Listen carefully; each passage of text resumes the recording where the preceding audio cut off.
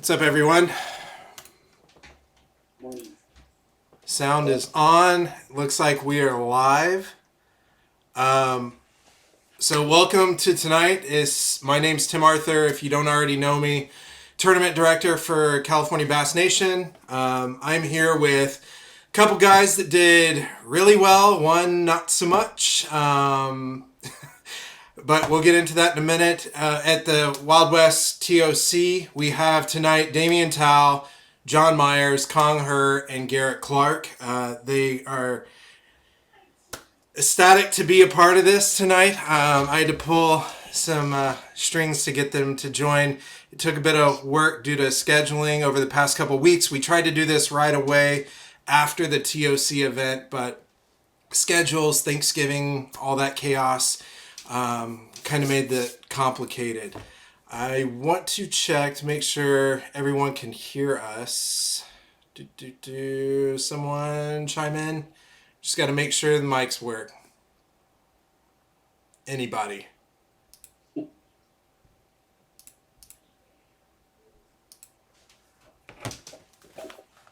think we are good. Not seeing any notes. Oh, okay. They are delayed, so a bunch just popped over. So cool. Again, welcome to tonight.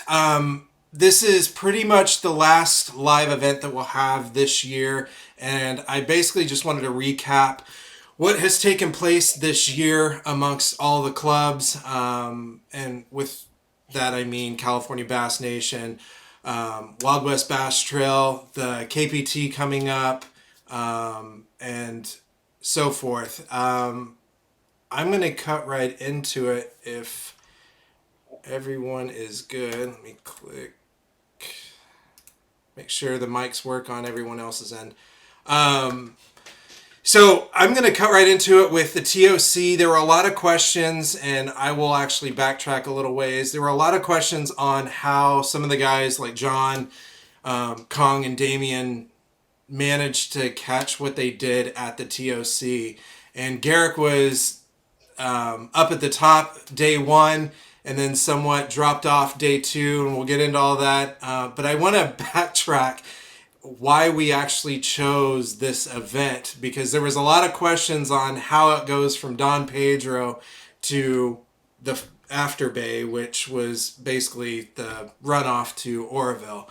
And at the time we were at Clear Lake, if I recall correctly, for the Wild West event. And was it Wild West? I believe it was. Yes, Wild West event. It was the last regular season. Yes. Stop. So at the time, water was quickly dwindling out of every lake known to man. Don Pedro, New Maloney's, we were getting photos of ramps basically being all the way out, unable to launch. So as a proactive measure, we chose the After Bay because it was a full body of water. They had water. Wild West had just sent Apex there a couple months prior. They did fairly well, and we thought that would make it work. Now, the first couple comments that we received was the After Bay is hard to fish. We knew that going into it because we saw that with the Apex series, which, if you're not familiar with Apex, that is the elite pros of Wild West. It's invite only. It's similar to how we're going to do the KPT program or series under Wild West. But these anglers, they have to prove themselves. They've got to win their way in, and they're basically the top of the cream of the crop. So we saw how well they did there. I was monitoring Tourney X, so I knew exactly how difficult it was for them to fish it.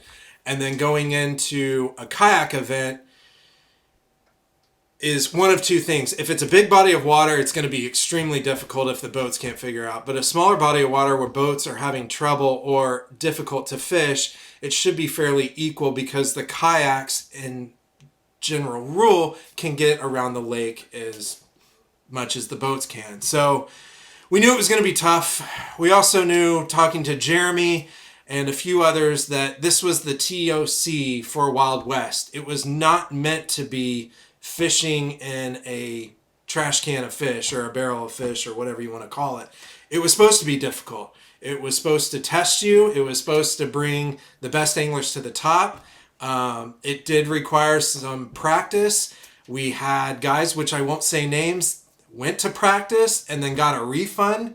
I don't know why, but it happened. So knowing that, to see the guys that actually showed up to the TOC and to fish both days speaks volumes of the crew that was there. They knew that it was tough. They knew it was brutal. And I'm sure there's other words that people would rather use in this situation, but it wasn't easy. And for John, Kong, Damian, even Garrett on day one to pull out the fish that they did rose a lot of questions from the back end and from public side, asking them how they did it, which is why I chose them tonight on... Sorry, my kids just broke something. Why I want them here to explain, or is best explain within the time allotment, John Myers, how they did and how they managed to find the fish at this event. So backtracking again, when we first announced this, there's a guy by the name of Garrett Clark who went out and pre-fished. And typically I don't talk about when people go out and pre-fish. People send me photos. It gives me a good idea of what's going on. But Garrett I'm going to pick on because Garrett helps me with Wild West and Bass Nation. So he's fair game for this, and I probably won't do it again for a while. So he had sent me a text. He had sent me a text. This was weeks before the event. I just pulled 90 inches. You probably saw the post. I just pulled 90 inches. Go ahead and ship me the trophy. So when you see texts like this coming from anglers that you actually trust with what they catch, knowing that they can fish, you take it like, okay, this is going to be a good event. So we get down, weeks pass. I'm getting more texts from Garrett. This lake sucks. More texts from Garrett. Dude, pull out. This lake is awful. No one's catching anything. This is bad. You get a couple more texts from him. It's like photos of just straight blanking, a garbage can, yada, you name it. So going from, I just landed 90 inches, ship me the trophy, to this place is garbage, to day one where he jumped up, and I believe you were what place were you on day one? I think I was third on day one with 4 fish. What happened? I ran out of water for day 2. Plain and simple. The area that I caught them in on day 1 did not have a repopulation, and conditions changed a little bit. It was a little bit colder on day 2, so I just tried to run similar water to what I caught them in on day 1. I switched up. I kept the same general presentation, shad pattern, but I went from reaction, which was on day 1. I did some reaction on day 2, but I switched up to a dark sleeper, pitching it in the same areas that I was running a spinnerbait in on day 1. And had a couple bites, landed 1 keeper, and then I had 1 other dink late in the day. Trying to run water, and it was hard to find a concentration of fish like I found on day 1. I think Stacy, I don't know if you want to get closer to your mic, Garrett. She's having trouble hearing you, but so when you went into pre-fish, was it the same situation when you went in, or that you found in pre-fish, or did you literally go to the spot blind? Day 1 was actually the first day that I had caught a bass in the After Bay. And that's not a joke. I went 3 separate times for pre-fish, and I caught 1 steelhead. And the only clue that I got from that fish was it spit out a white shad that was about 4 inches long. And I had caught that fish outside of a tule clump down the lake. So that was really the only thing that I had going for me in pre-fish. And day one, I just, everything else was such a bust in pre-fish. I went down the rock wall, and I launched south. I launched north, and the only place that I hadn't gone was under the bridge and to the very north side of the lake. So game day, I just decided I got to go where I haven't gone because everything else has been such a bust. So when you went up there, was anyone else up there with you? I think there were about 5 or 6 others that went under the bridge in the morning. So I was struggling all morning. I broke off a decent fish, flipping a Ned rig in the morning, and broke it clean off on the hook set because I had such a finesse set up, and I laid the lumber to this fish, not realizing that I had 6-pound leader on instead of my usual 10 to 12. So that was the only fish I had all morning until like 12:30 in the afternoon. Then I caught a dink on a spinnerbait late in the afternoon, and then within the next 90 minutes had 4 keepers. So what's that? What did you catch them on? Garrett. Oh, just a white spinnerbait. Okay. It sounds familiar. Someone else was throwing that. Yeah, and it was really weird because I had started out with an underspin, and I was throwing it in the same areas that that I was throwing the spinnerbait in, and I was throwing a chatterbait through there also, and eventually I just cycled through to a spinnerbait, and for whatever reason, maybe it was the amount of vibration that the blades were putting off, but seemed to be what they wanted, and it was very specific. So yeah, your day 2 was unfortunate. To see you down there on day 2. It was like, I don't know if he's sandbagging or if this lake just showed itself. Well, and I figured my bite on day 1 was so late that I wasn't really worried with how slow the morning was. I caught my first keeper, or I caught my only keeper on day 2 around, I don't know, like 10 or 10:30, and I thought that was a bonus, the way the bite had been on day 1.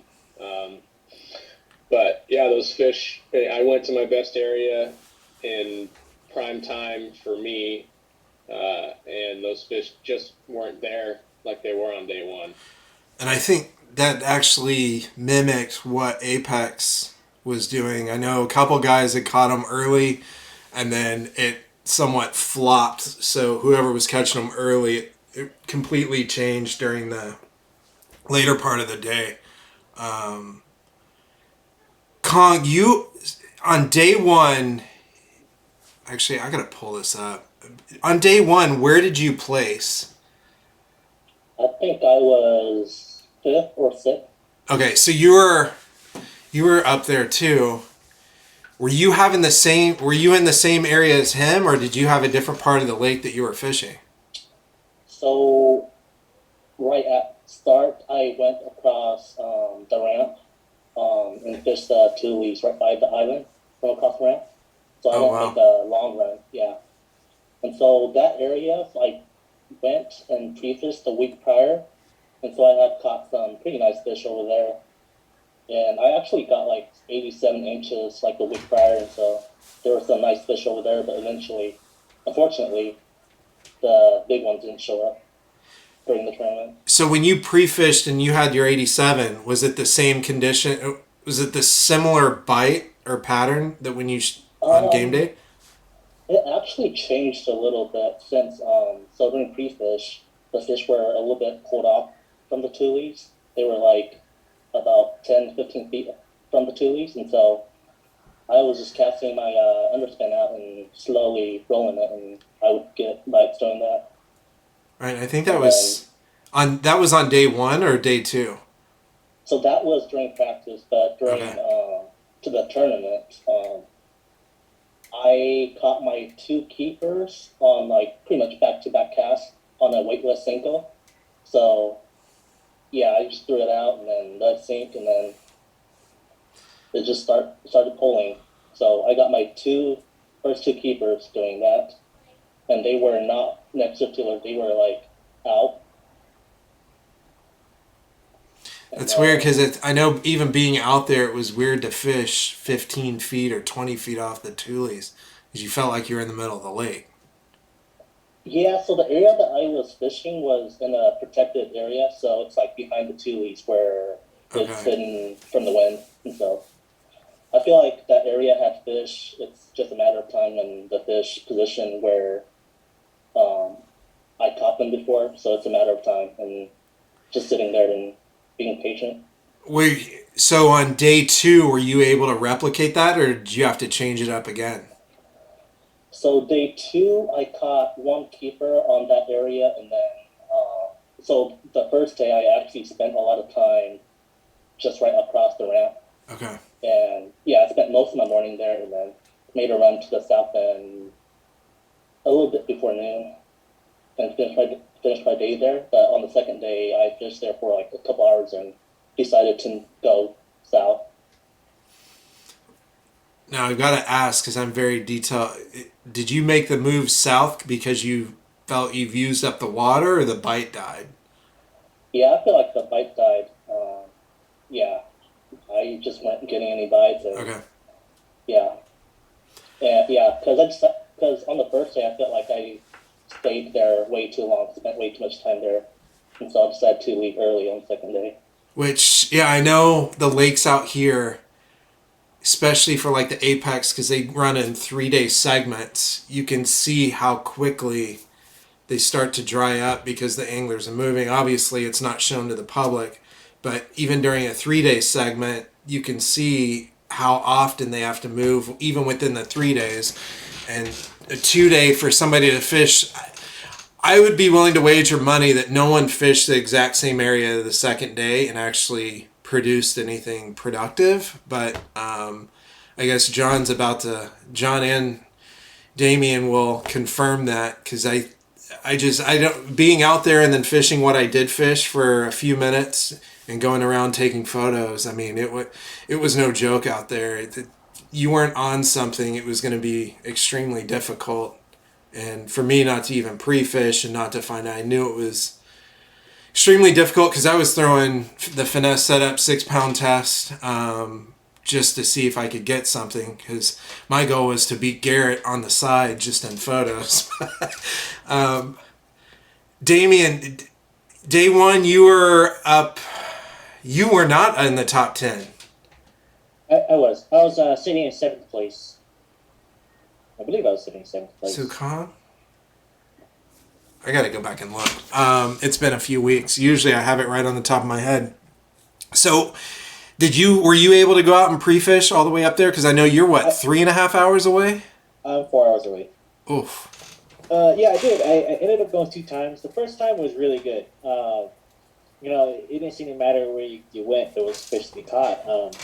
And the thing was, when the first practice day, the water was much lower. Water temperature was a little higher. Water clarity was a little better. And when you get to the back of the pocket, water temperature went up. And I caught topwater fish. And then later in the day, went out to the bays. And in the middle of the bays, the isolated grass patches, those were actually holding fish when the water was lower. And then, you'd catch them really good and really easily on a drop shot. And then come the second time went on pre-fish, I went and checked the other stuff. The water had gone up. Water temperature had dropped down to mid 50s around there, when originally it was like high 50s to low 60s. So I ended up checking those stuff that were offshore, and I was hoping they were going to be there, but they weren't there on practice. And really, And then tournament day one, it really changed up because of all the duck hunters that are out here. And Yes. those were something that's kind of new to me. You'd go to a spot and there's only so many spots to fish, that actually hold fish. So you'd go and then if you find a spot that didn't have duck hunters, you'd probably just stay there because it did get foggy, so you don't want to be moving around a lot of waters. So I went to spot one and I pretty much just stayed there almost half my day there. And then once the fog kind of cleared up, ran to spot B pretty much.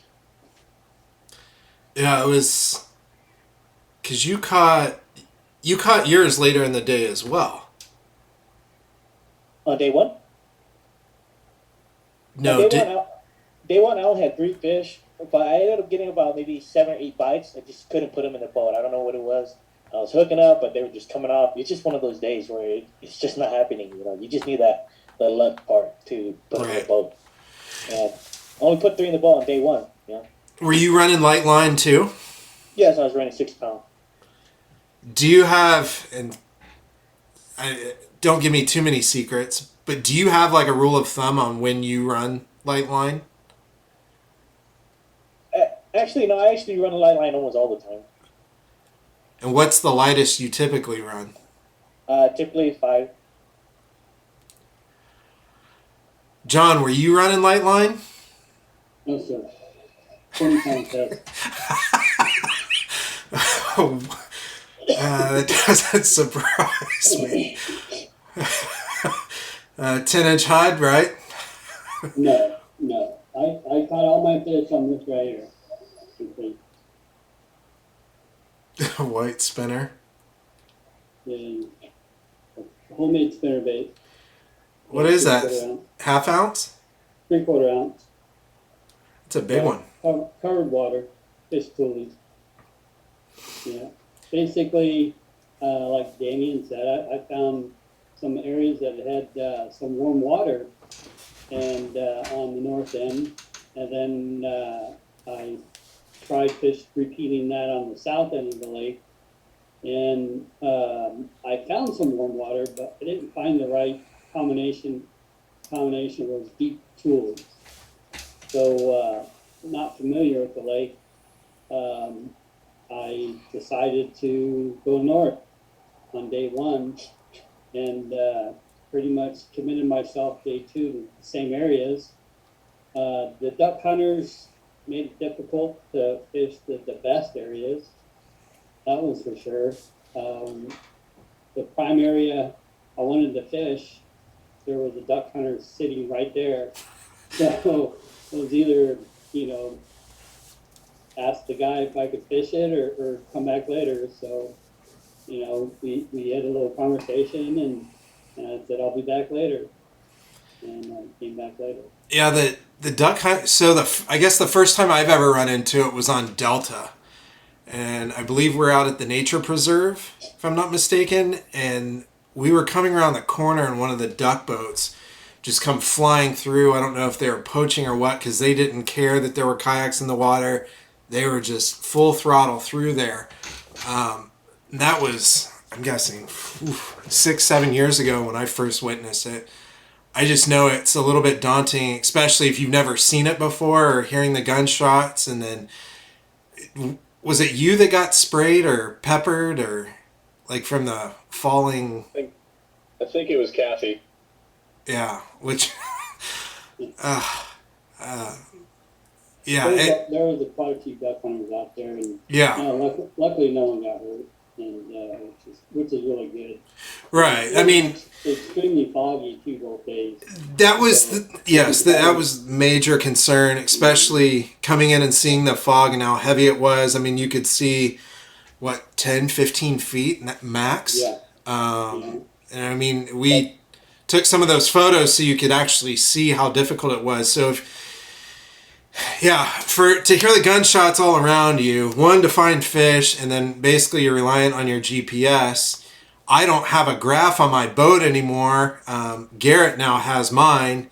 So even going out and then going under the bridge, just trying to find people, and I knew people were out there because driving in I could see a couple, and then I get over there and it's heavy fog. I'm like, I don't know if I'm going to be able to find my way back if I go any further. So that's daunting. And for the guys that went way south and then way north, it showed who showed up to fish. And that's why I think that was the perfect TOC spot. It wasn't an easy event, and you actually had to earn that. Which, John, you earned Angler of the Year this year. You won TOC. How many AOYs have you won in kayak? This is my first. Nice. How many have you won in a boat? Let's see. I believe one North Cal in 1995. 95, I could be more wrong. I caught most of my fish on spinnerbaits and jigs, so. That's cool. That's So are you? different, I think. So you said that you hang stuff on the wall, and then a year from now, your wife makes them disappear. Will this one stay up on the wall? So I don't know. Let's see.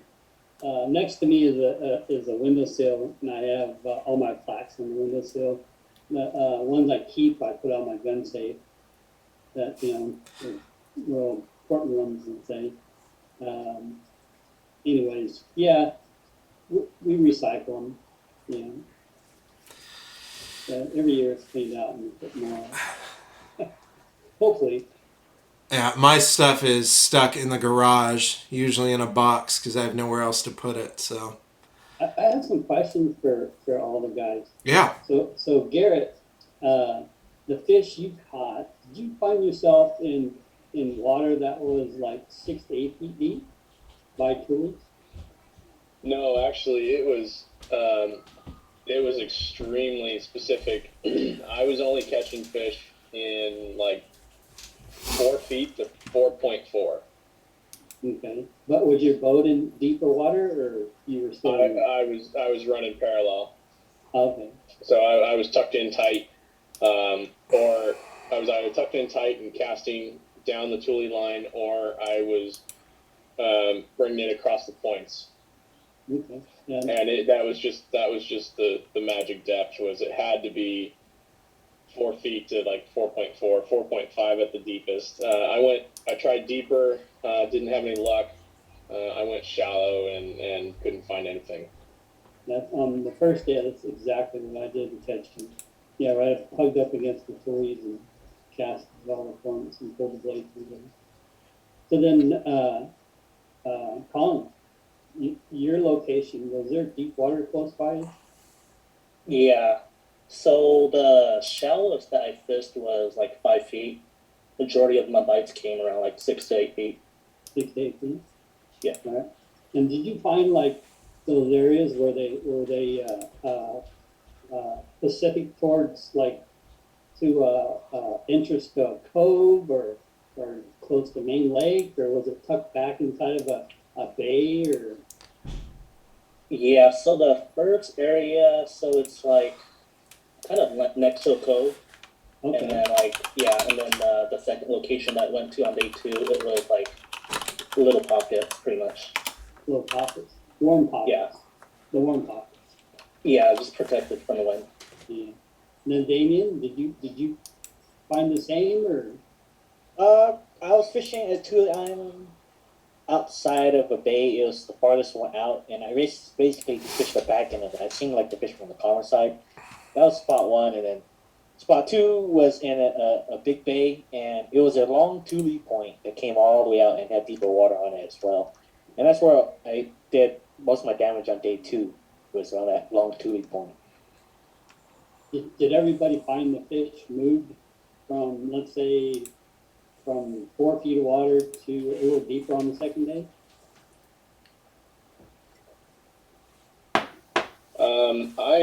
The only 2 fish I caught on day 2, they were in the same area, but it was a really subtle bite. Like I said, I switched up to a dark sleeper, and I was pitching into the grass that was just outside of the Thules, and it was a really, really soft bite, and you had to wait a little bit for them to move off. But I mean that was about it as far as depth wise. They had pulled off just a little bit, but it seemed like from the fish that I caught in the morning, the clues they were giving me that it might be a slower bite that day. Colin, did you find the second day a little different? I ran the same pattern on day two, but then I went to a different area on day two I went to a different area. And so they were a little bit pulled off from the tulies. Yeah. Damian, did they pull off? For me, no, they didn't. They were against the tulies like I had found them on the previous day. Yeah, they were just. Okay. And what I learned from them is that when they did bite, they were moving. They carry your bait pretty fast all around, which means that in the area it did have fish, but you just had to continue to keep casting to them. Once they grab it, you'll notice this one along the tule line. This one back and forth when they're holding the bait. So they're heading a little territory, huh? Right. And the thing is that if you catch one and you just come back later and a new fish will land on that spot. Yeah. Yeah. So do you guys? So it sounds like everybody went out more than twice to pre-fish. Is what I'm getting. Garrett, Damian, Kong. Did you go out and pre-fish multiple times? Yeah, I did. Yeah. John. I went 3 weekends. Yeah, spent 4 days. So, do you feel like looking back that this was a lake that almost needs even more pre-fish?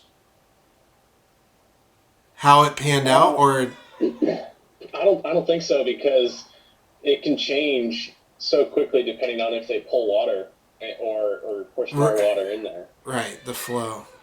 And they're talking about temperature fluctuations, water clarity, and all that. It's almost something that you gotta figure out within the first couple hours, or hopefully they don't pull a bunch of water the day before.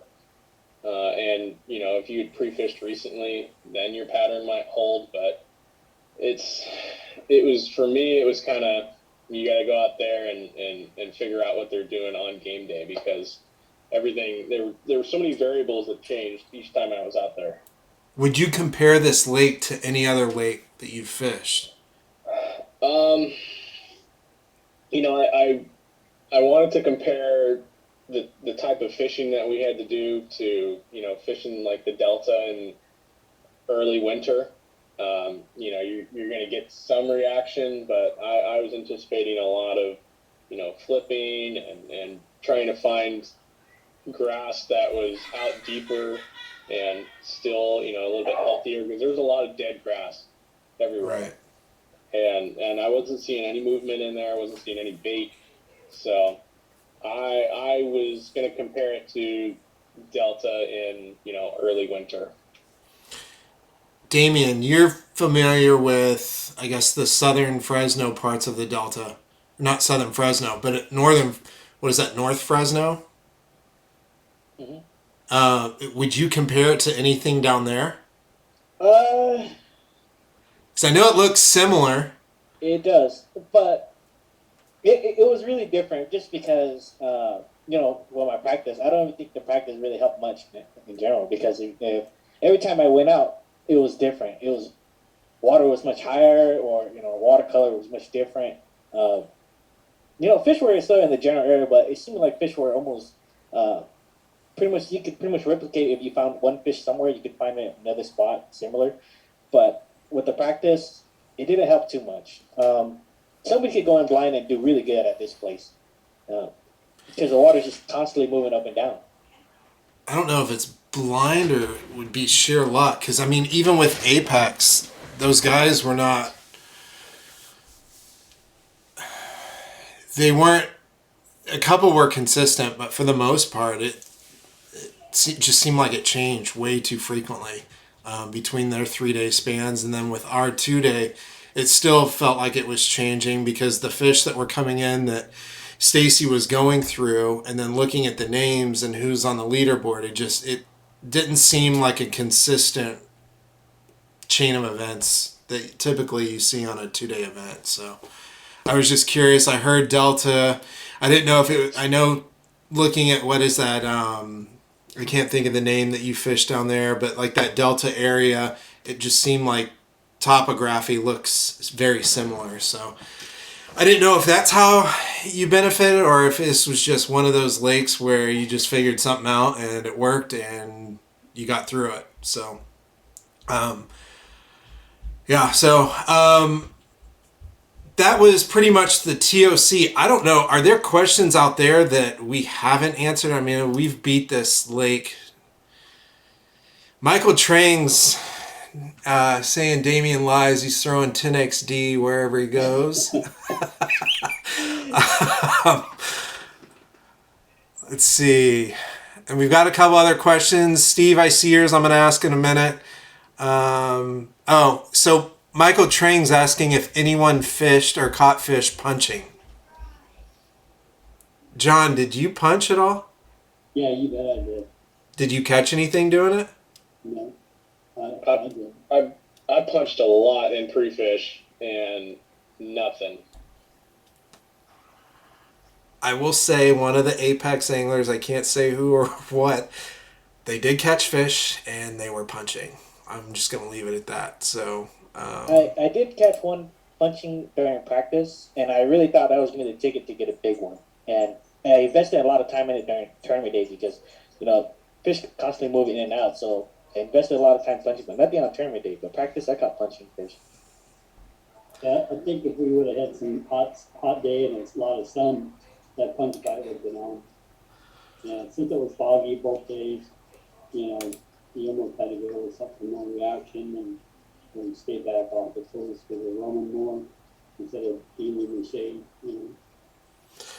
So you guys pretty much finished the Wild West season in the top percentile for points.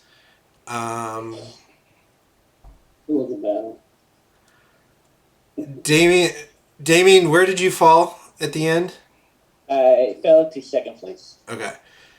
And then Kong, where did you land?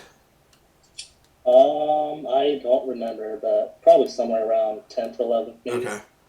And then Garrett? 7th, I believe. Okay. So since you guys were basically in virtually top 10, and it seems to be consistent year in, year out, because I always see your names up top. Based on this season, what were the better events in terms of fishing wise? I know we were coming off COVID 2020. This year we had several events for Wild West. We had the single event for Bass Nation, and I haven't heard any complaints about the May joint one. I mean, Stacy, correct me if I'm wrong, there was 1,100 fish that we judged between the two. So I think that one was a heavy fish event, given it was May. Were there any other events that stood out in your head that you really enjoyed?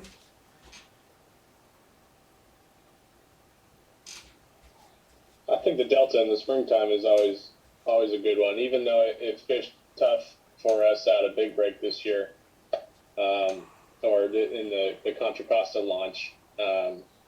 You've always got the potential in the springtime on the Delta for, several 90-inch bags.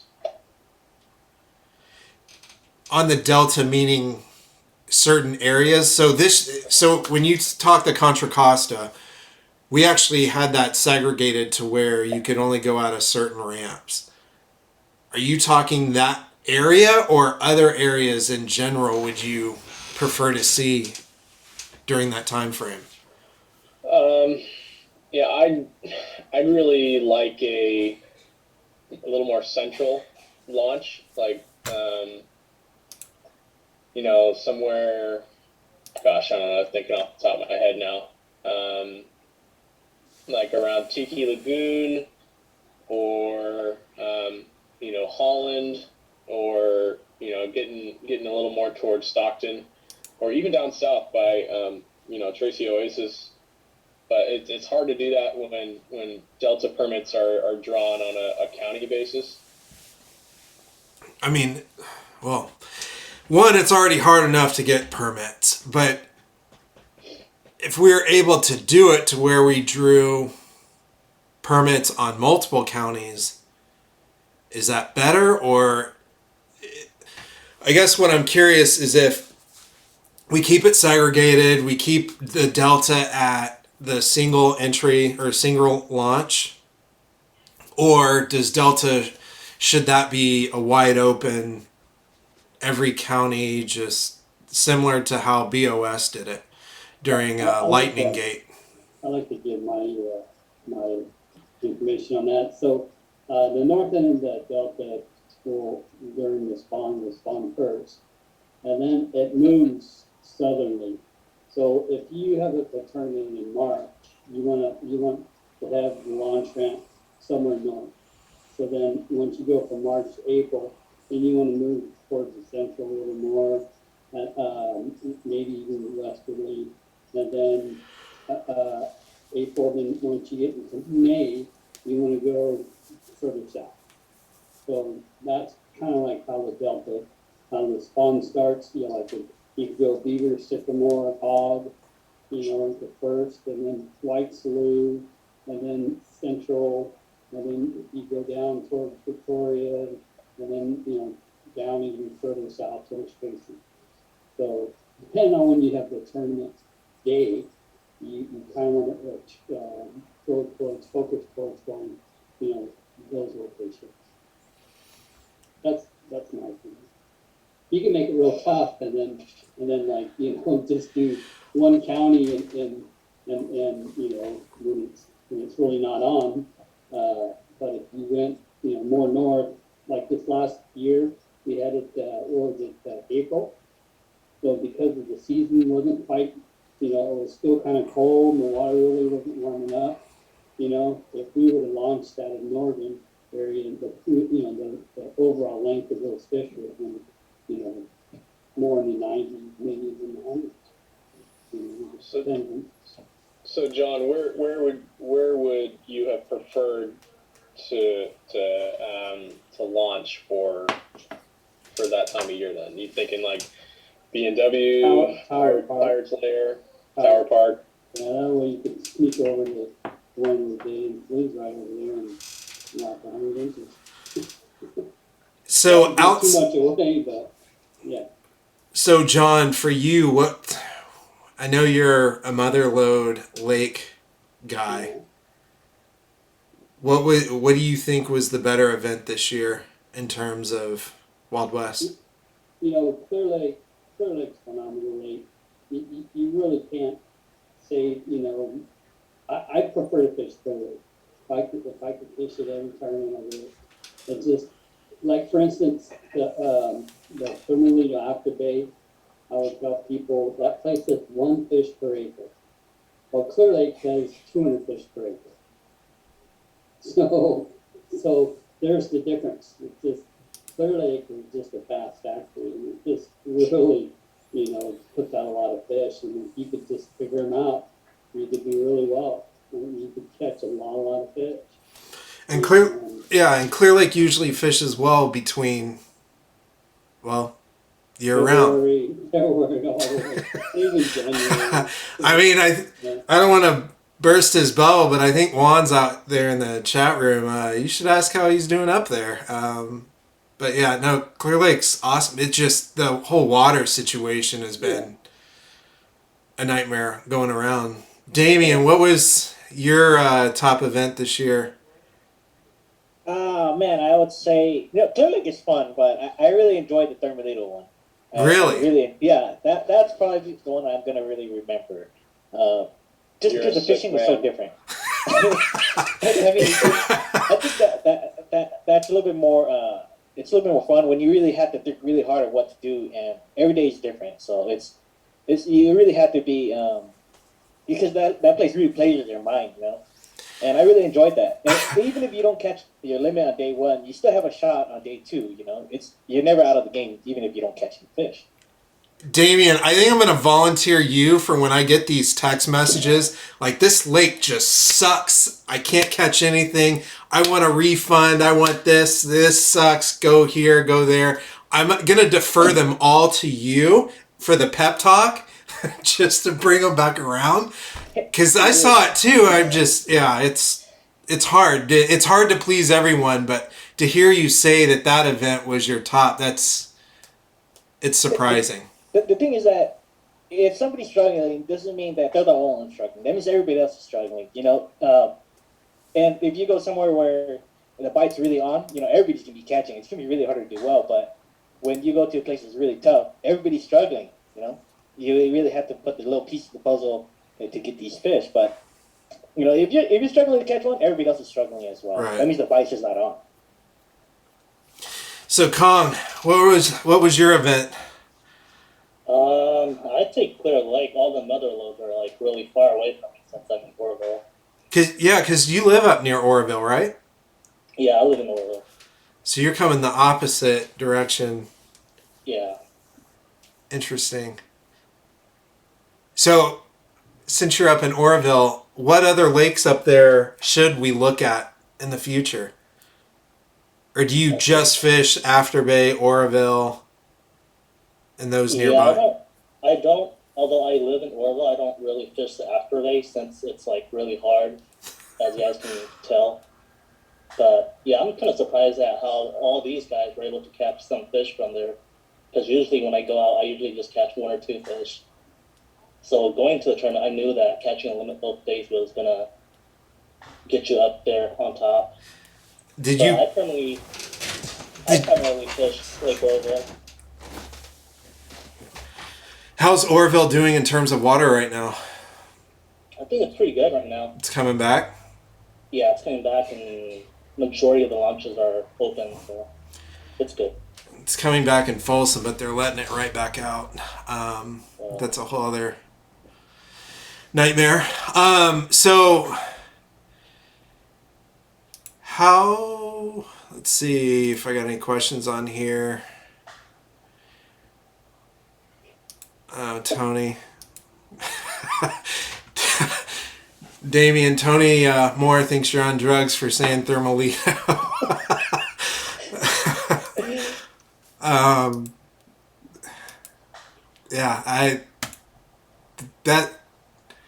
I'm definitely going to have to think about that one for a while.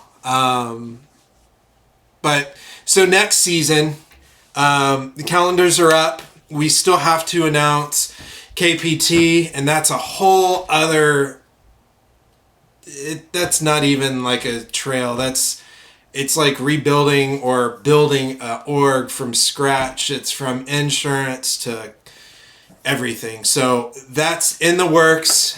For the guys that have announced, congrats.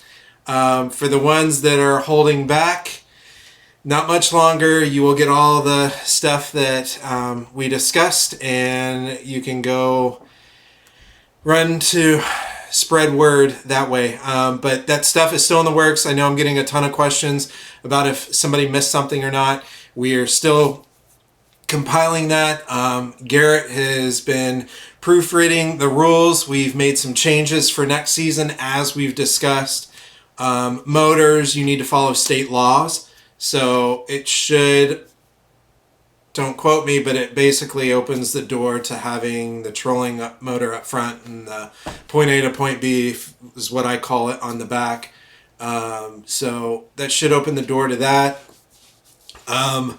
There's some other rules, and I've had a busy week. Garrett, I don't know what else was on there. The trolling has been reworded to where that doesn't exist. You can troll. If you troll for a bass, good luck. But for the most part, it's pulled out as discussed before. The long lining or dragging in the wind, we don't want it to be misconstrued as trolling, so we just removed it because I don't know anyone that really trolls for bass. Correct me if I'm wrong. I don't. John, do you troll for bass? Never have. I don't know how you're going to win one of these events trolling for bass. So that's been removed. You'd have to wake me up. I'd fall asleep if I was trolling. I mean, it's bad enough for trout and kokanee, but yeah, for bass, good luck. You can now troll for bass if that's your thing. I know that was removed. Let's see, we got motors. The 50-foot rule out of launch ramp. So we'll specify at the event if it's open launch or single point of launch, depending on the circuit or trail event, what have you. I'm just going to cover this as a whole umbrella statement. Is in each rule set, we did add that you've got 50, is it 50 feet? I believe it's 50 feet from the ramp. Garrett, Yards. 50 yards. Okay. So, like the ones where we did the group launches, it's 50 yards once you get in your kayak just to get off the ramp. A lot of these boat guys, they're going to start seeing more and more kayaks. So, instead of getting people heated because somebody's blocking the ramp for whatever reason, just get in the boat and sit in it at 50 yards max from wherever you're launching from.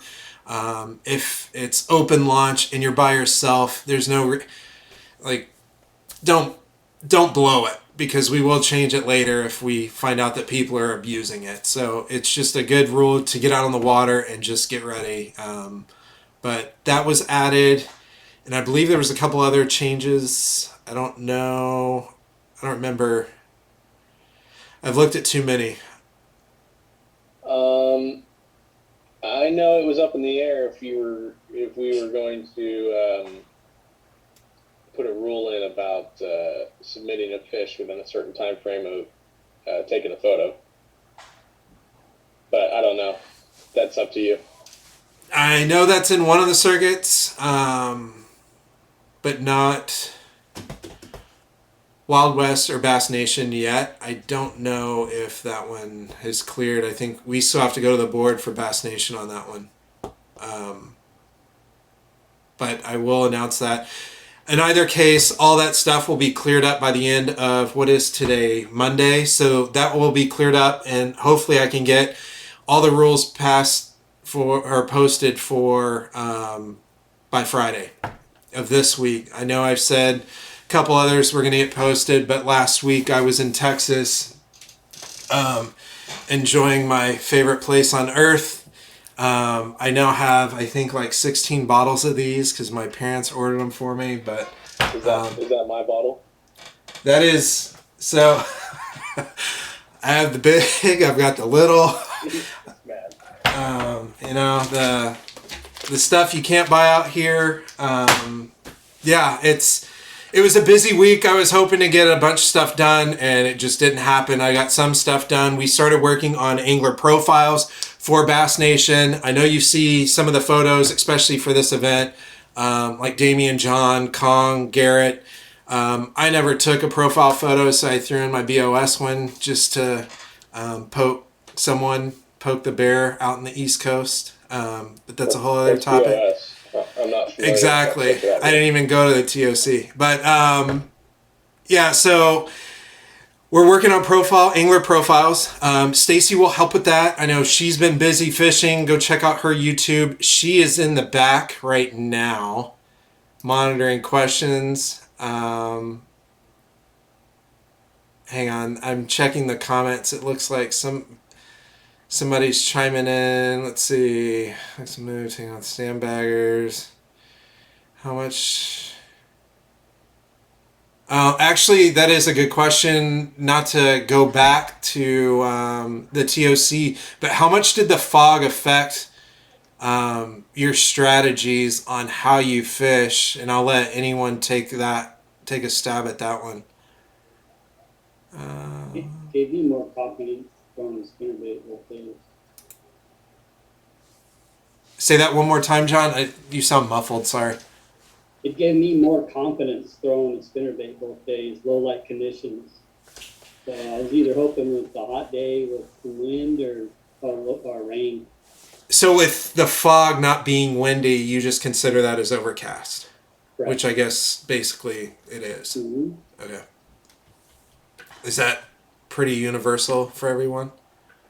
Yeah, it kept the reaction bait in my hands on day one a lot more than during pre-fish. It was actually I didn't mind it at all because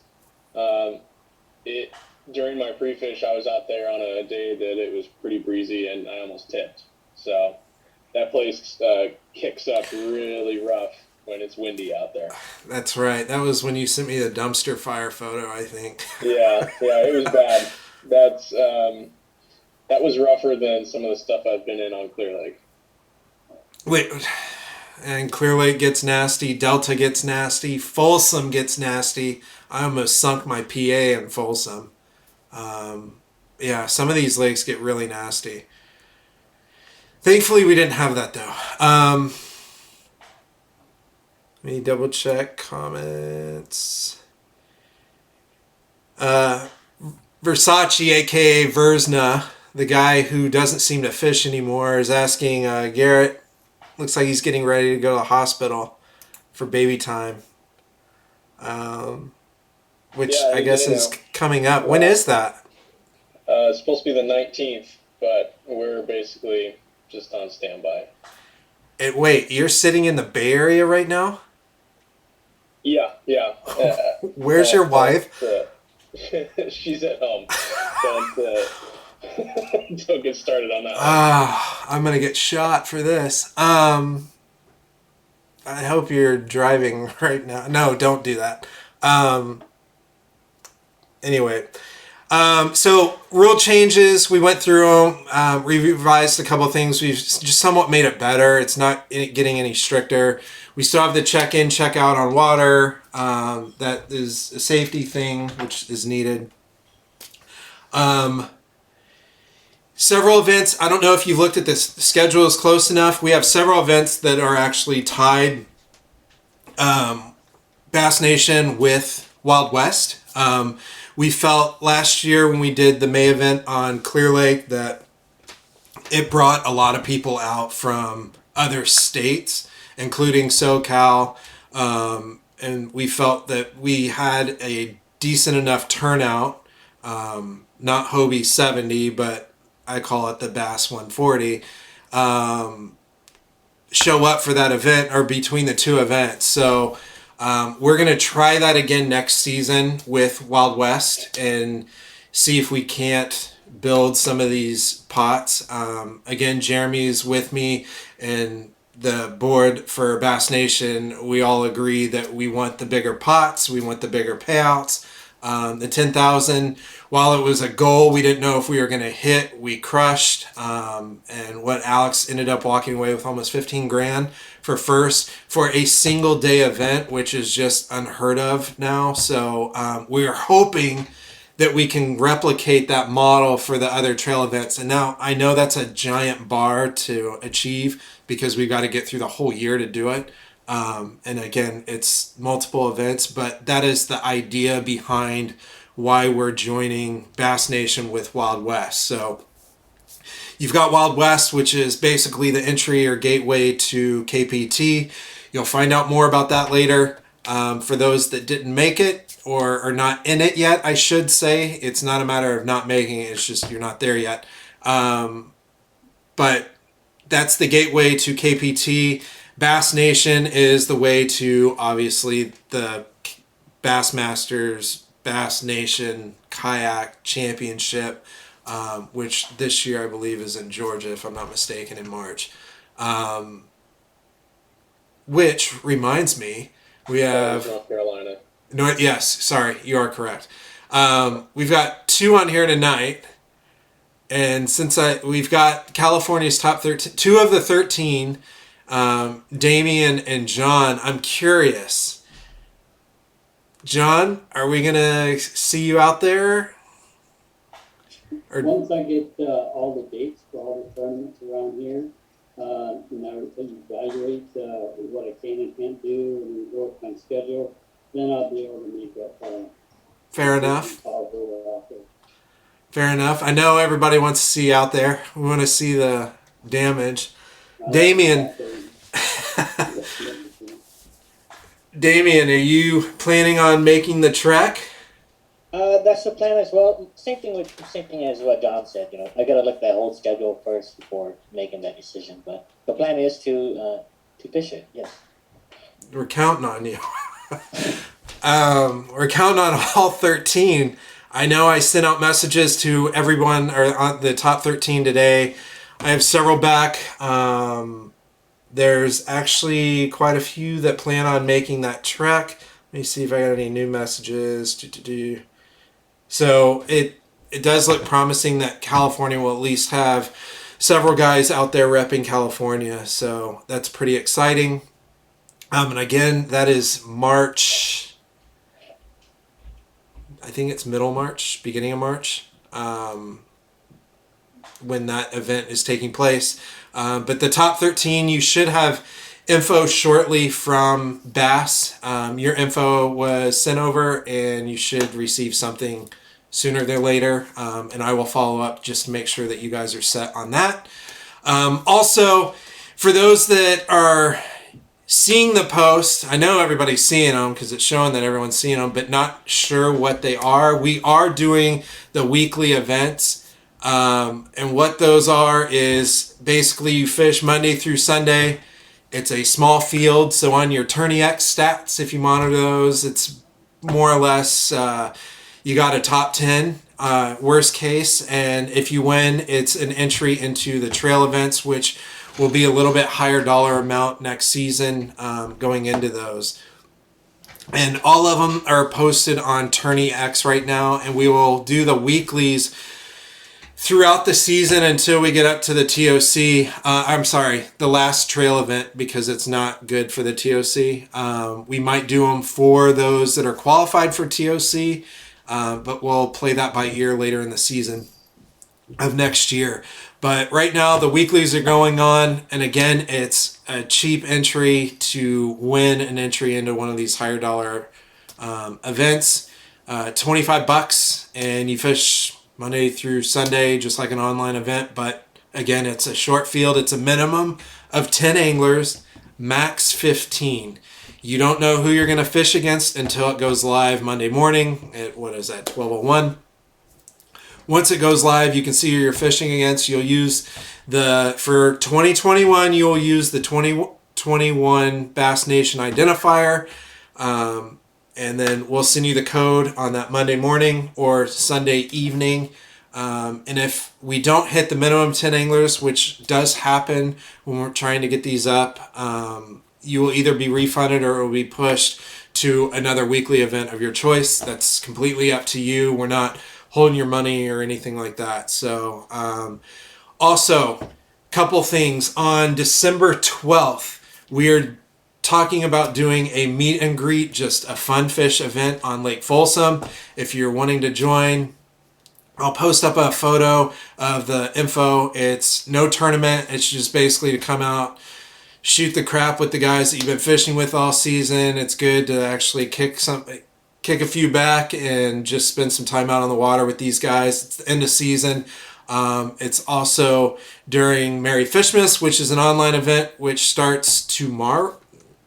Yeah, tomorrow. And that will end on the 31st of December, which is an online event for everyone that is a Bass Nation member.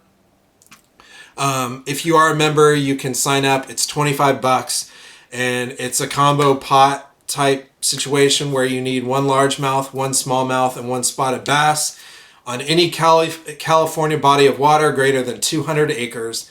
$25. It gets everyone back out on the water in December. I know some of you, like me, try to avoid family and want to get back out on the water, and it's a good thing to do. Just blow off some steam, win some money. Winner, the situation for that is the winner, first place, takes the whole pot for the $25 entry. There are several side pots: biggest smallmouth, biggest largemouth, biggest spot. The biggest bottom two fish where your large fish doesn't count. And again, these are for all the fish that you post on Tourney X for a total amount of inches. Rules, again, are on Tourney X. If you have any questions, let me know. That's going on. That starts tomorrow. And the registration will close Friday evening at, I believe, 11 is typically where I start closing these things. So you've got the monthly. Again, December 12th, we're going to do a meet and greet. I'll post up the image so you have like an ID card or something to go off of for the meet and greet. Ideally, we're trying to do a toy drive. I just don't know how many people can commit. If you are interested, let me know, and we can get a toy drive going, which would be pretty cool. But again, just a couple more things to finish out the season. Bass Nation memberships for next year are on sale. Everyone's Bass Nation membership, I believe, officially ends tomorrow. I have to look. I know it ends somewhere in December. They run January through December. Last year, again, was the odd year. We started late. We had to make everything happen in a short amount of time. But again, with all these side events, we're hoping that that maximizes your membership fees. Next year's memberships are up. Pick your shirt size, pay the fee.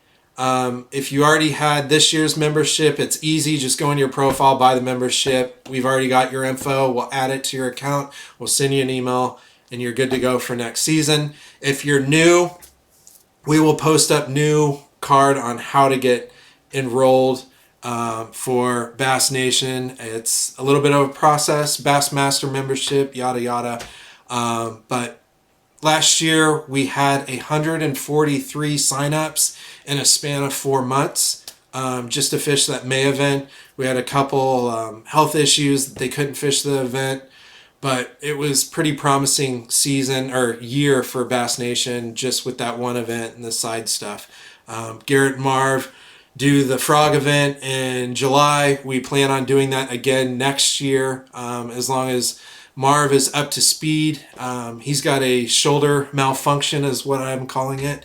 And he is on the mend right now. I think he's going in for surgery or went in for surgery. So send him well wishes to get him back into it. Yeah, and I think I've pretty much covered the bulk. I don't know. Alice wants to know if she can get a refund if she skunks at the Folsom. Nope. There's no refund. There's no fee. So yeah, actually you can get a refund. It's $0 to begin with. Gino, they're biting on Folsom, and to be honest, I also know that's true, but I don't like sharing that info.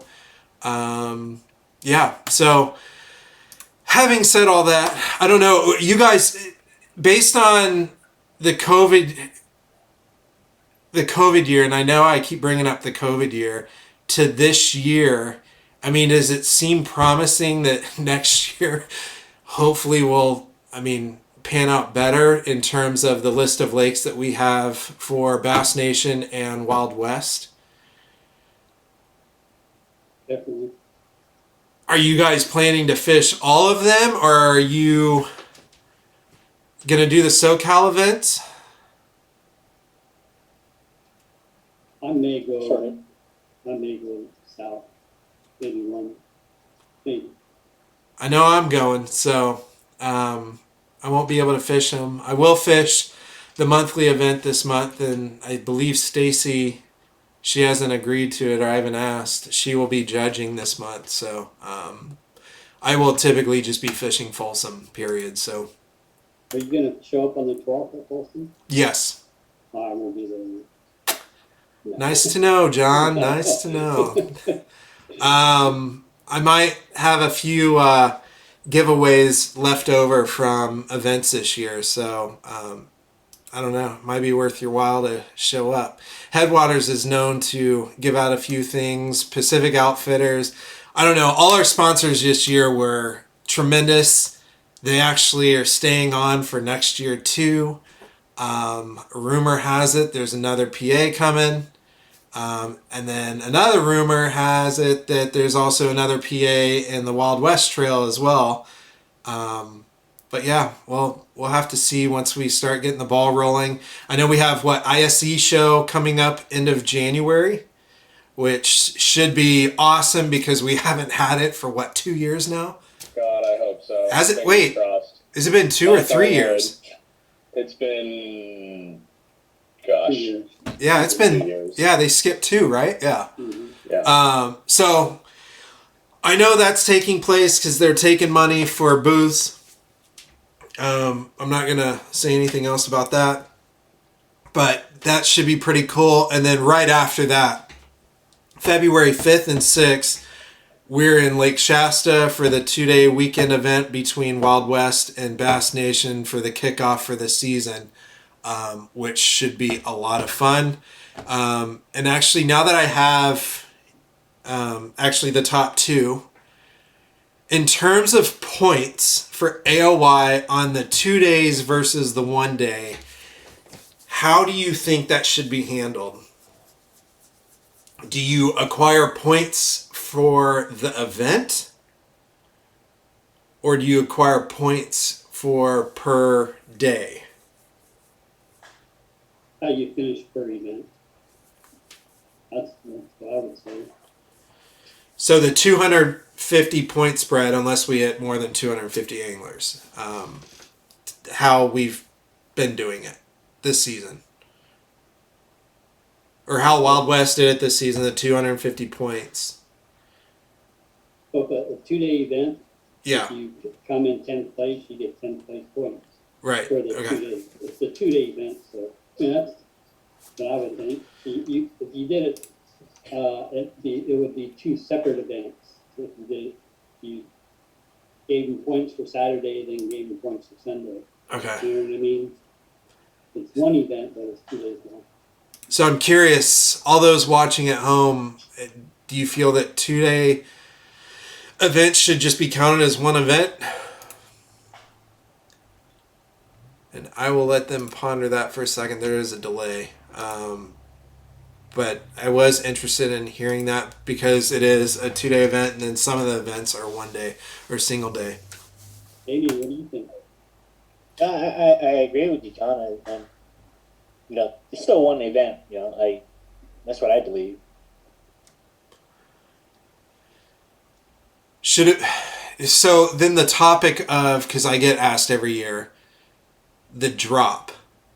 Should there be a drop on an event?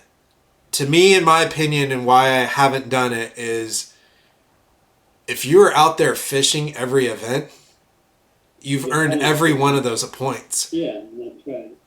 I don't think you should be dropping anything.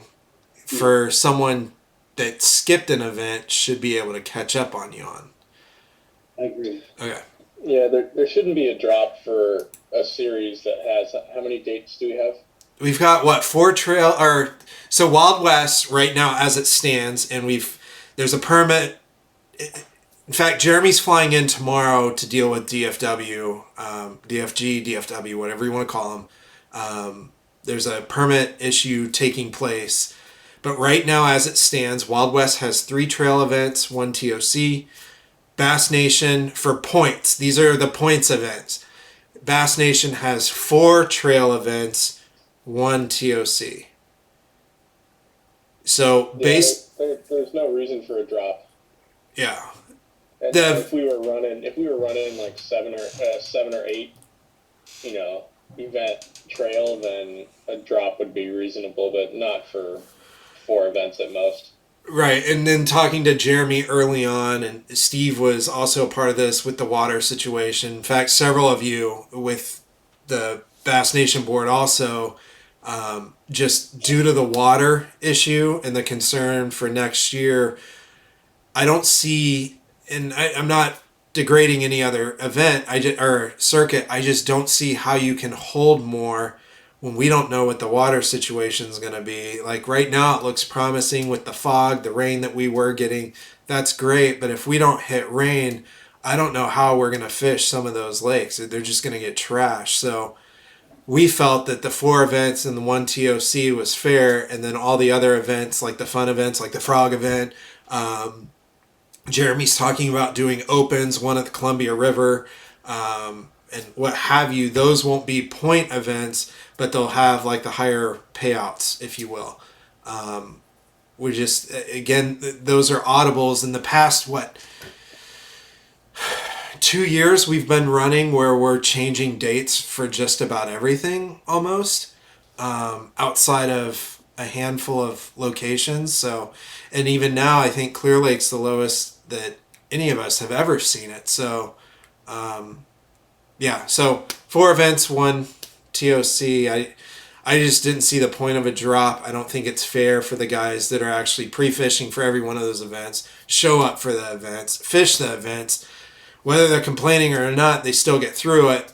And to have a drop, it just, to me, it doesn't make sense. But again, you guys are fishing this. I'm just here facilitating it. So, So if you did do a drop, so you would have to have a point system where you automatically get 50 points. This is just an example. You automatically get 50 points for showing up. So if you're 250 point system, you come in first, you get 300 points.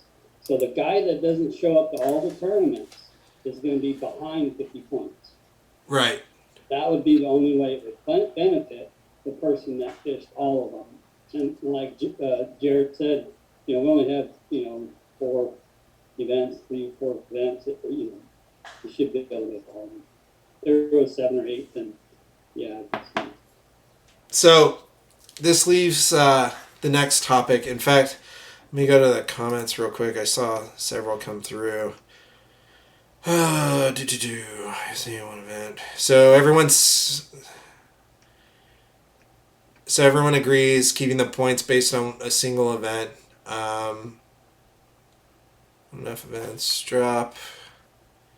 Can't hear John. Damian, your buddies are letting your secrets out. They're telling everyone you're killing it. I'm just gonna leave that there. I'm not gonna I'm not saying that out loud. But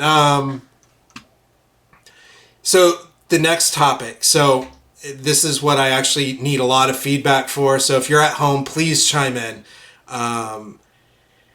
So the way that Bass Nation runs is we're allowed to run the series however we want. We felt that having the trail events to the championship that you had to qualify, and I know we're coming at the hour and a half mark, so I'll hurry up. When you get up to the championship, those that 10% will actually go off to the national championship. But for the trail events, we have some in SoCal, and then the majority of them in NorCal just due to the lake situation. Do you feel, as a Bass Nation member, that the top 3 from each trail event should gain entry into the championship for California Bass Nation? Or does it follow the point system and where we just take off that top list? Does that make sense? Yeah, so if you if you place top 3 in one of them, you're automatically in. And then the other way would be if you're at the end of the year, you get all the total points and you're top 10. So if that was the case, then it would be the top 7. Oh wait, how many events are there? 4, so 4 trail. So that'd be 12 automatically. People would go. Then you would have to have another 10, so that'd be 22 people going. Right. You know what I'm saying? So I mean, that's even more people. So you have more of a chance to go. I would say, yeah, do it. Does anyone disagree with the top 3 at the trail events? And there may be a delay on comments.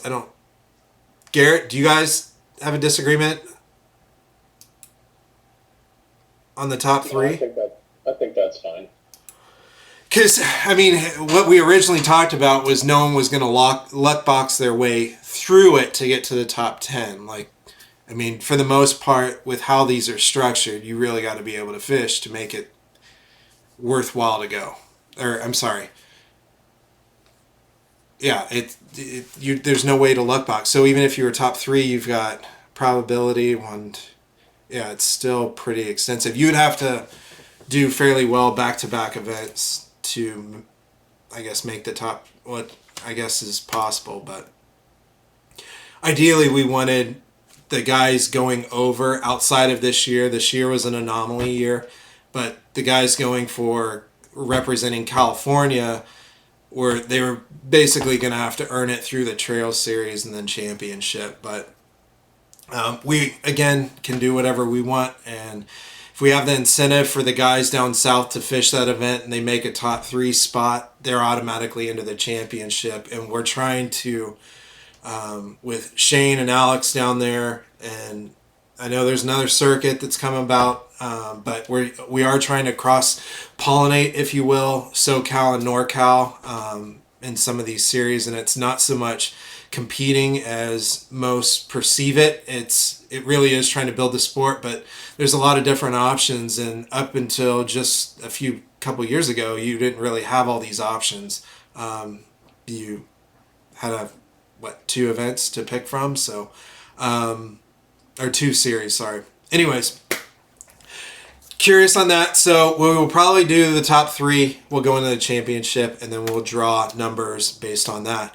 And again, California Bass Nation, along with Wild West, we're just getting it out in the open because this seems to be a topic every year that about the money situation. It is the 80-20. It's the same thing that Wild West does and Bass Nation did this year on that event. It actually goes to fees. Right now, me and Jeremy are trying to get a trailer for both Wild West and Bass Nation to be strictly the kayak trailer. That will go around to all the events. We were at ICAST working on a couple other things. Jeremy is pushing to make this sport bigger than I didn't think was going to happen anytime soon. With talking with Pursuit Channel, he's got Apex on TV already, and we're talking about getting KPT on TV, which will be huge for the anglers that made it into that. Which you, again, if you didn't get the invite, it's not that you did anything wrong. It's just you're not there yet for whatever reason, and just keep an eye out. You will learn how eventually they come about and get into that. You're going to want to do it if this is your jam. It will help you gain a lot of exposure that you're not going to get from just social media. I mean, you'll see. So on that note, I'm at the 1.5 hour mark. I can keep going, but I know Garrett's got to get home. His wife is probably screaming at him right now that he better get home. She's almost due. Guys, John, Damian, Kong, Garrett, thank you for joining. Thanks for figuring this out. I know it took a couple tries to make dates work, but we got through it. One last look at the comments coming in. Let's see. Top three. Everyone's saying top 3. While you're looking, what if we do this just as a fun event? So you get top 10 of the Wild West, top 10 of the Cal Nation, top 10 of the other circuits down south, ABA or whatever. So you get 40 people, and then pick a lake out of a hat and go there and have a little fun fish.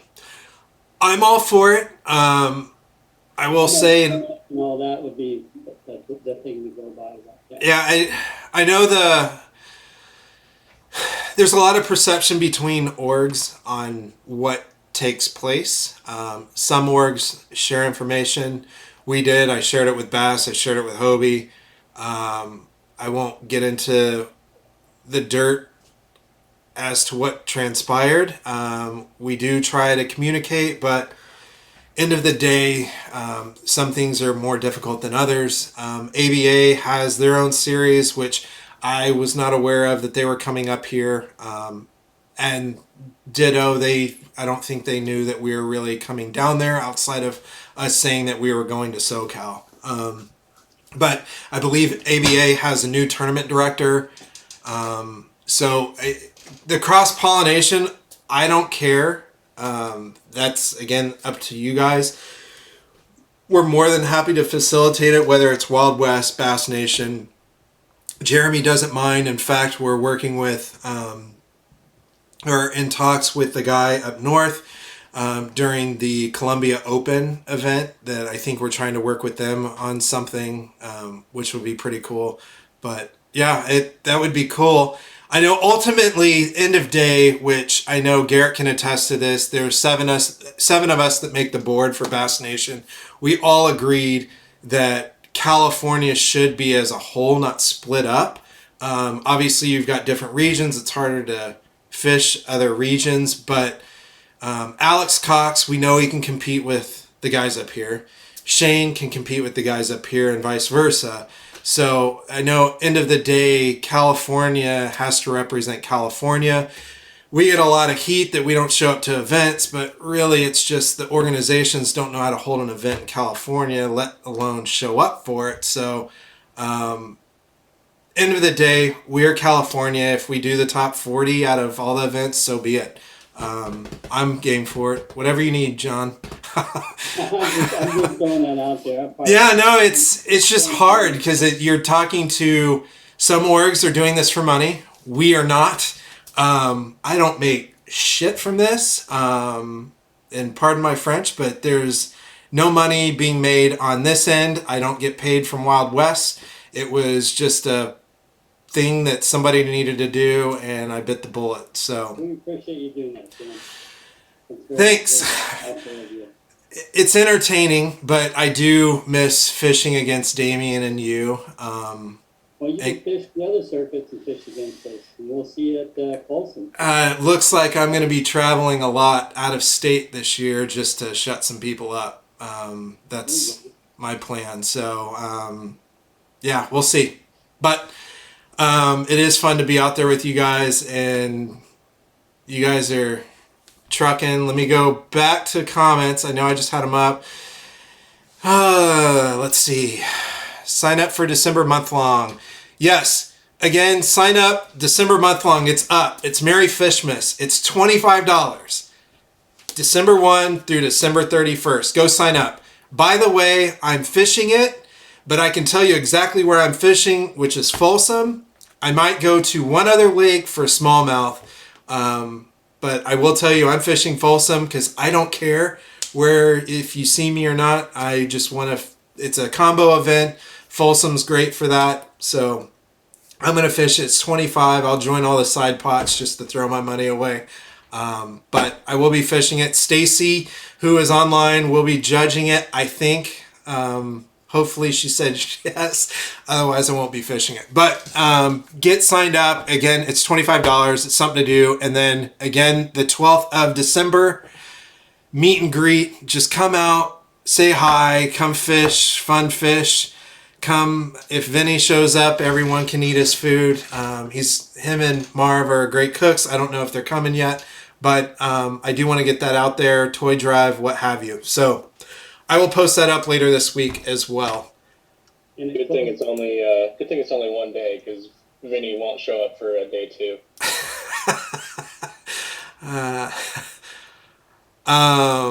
When's the Xmas month-long close? We close the registration Friday, even though it starts tomorrow. But it's not just a monthly. Like you've got to.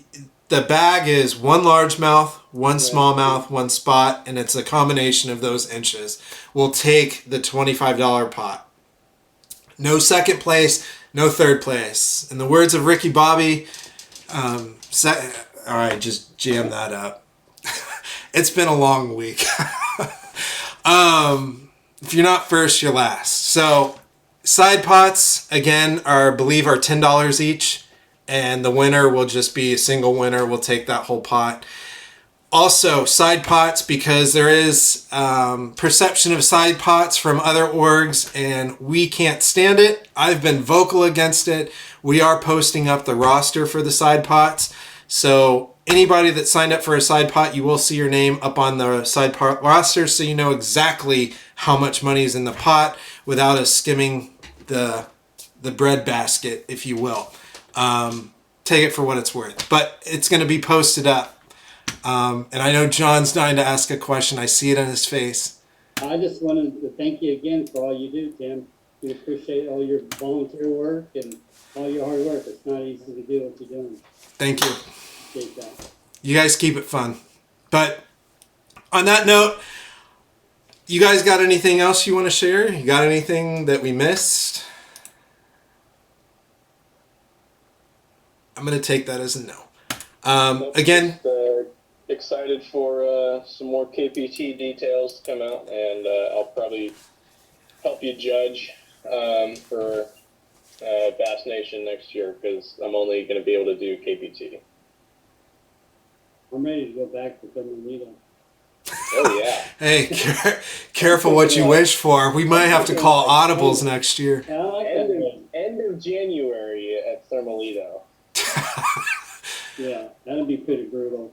What I'm looking forward to is the Shasta event. Like, I know I'm fishing while you guys are fishing out there because that's where I did well for Hobie BOS.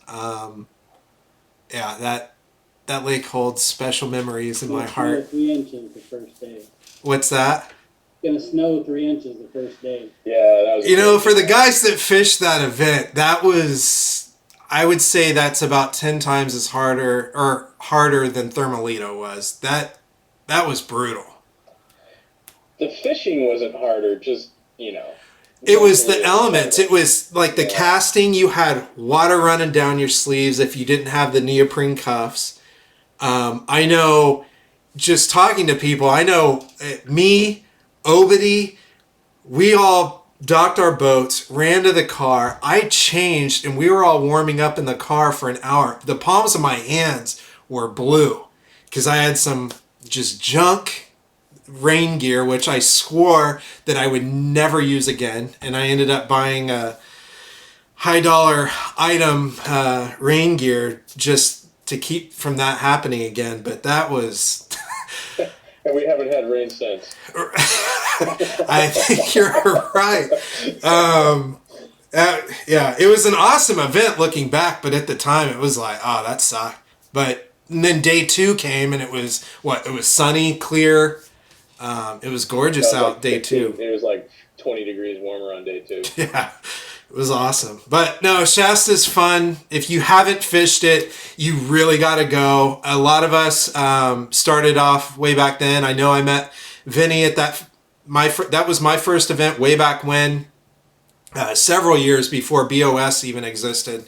And a lot of guys cut their teeth on that event, but it's a beautiful lake. It's worth the 2 days. Come out for the whole weekend. Call Bridge Bay now and get your room. I believe they will be booking up fairly quickly if they haven't already. They've got suites. They've got rooms. They're all safe. They're off the road. It's a gorgeous facility. It's older. It's been around. But again, Shasta is, if you haven't fished it, it's awesome. Hopefully they get more rain, more water. I know they are getting some, but hopefully they get a lot because I love that lake. Sad I can't fish against you, but I will be out there fishing. And hopefully Damian's not throwing 10XDs out by the dam. He's throwing 10-inch HUDs instead. He's getting 20 XDs custom made. Yeah, but again, guys, thanks for joining. Tons of events coming up, whether it's fun fishing or what have you, between Bass Nation. Wild West events, again, will be purchased on the Wild West website, and then we'll automatically enter you in on Tourney X. Bass Nation, this year you can go in and purchase the event, but you will be disqualified immediately without refund if you do not have a membership. So please go through the membership process, go to our webpage. You can purchase that. It asks for the questions. It will ask for your Bassmaster number. We need that. So don't forget that and get signed up and come fish.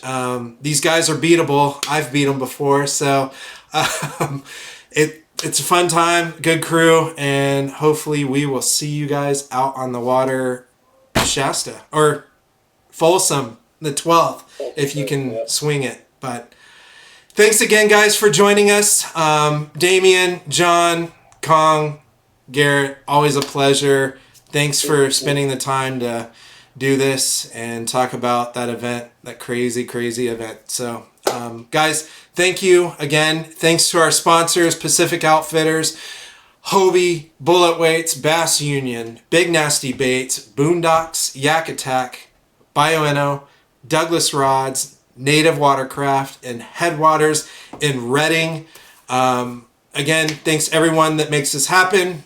Thanks the board, Stacy in the background, Juan's back there, Marvin, get well, Garrett, and Anthony, who is also lingering back there. I haven't talked to him in a while. But again, thanks everyone, and we will see you on the next one. Peace.